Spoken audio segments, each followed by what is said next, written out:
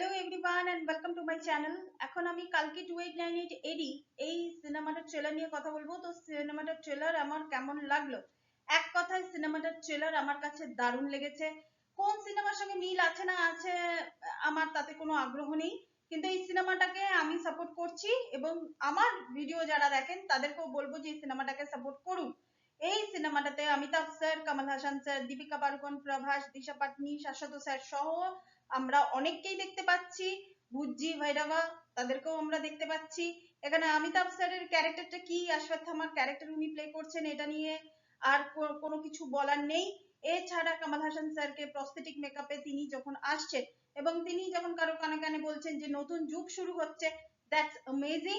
প্রভাস নিজের সাইড ছাড়া কোনো সাইড সে বোঝে না এবং দীপিকা পাড়ুকোন আর দিশা পাটনিকে ছোট্ট জায়গায় ভালো লাগছে। দীপিকা পাড়ুকোনকে দেখে মনে হচ্ছে যে যে সে প্রেগনেন্ট এবং কিছু জিনিস আছে যেটা তাকে একটু অবাক করে দিচ্ছে।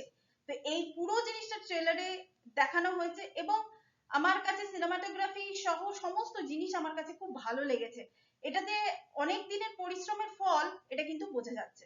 তো দ্যাটস ওয়াই আমি হাইলি রেকমেন্ড করব যে ট্রেলার দেখবেন না, সিনেমাটা হলে গিয়ে দেখুন যখন এখানে এটা রিলিজ করবে। তো এটাই ছিল আমার video. Thank you so much.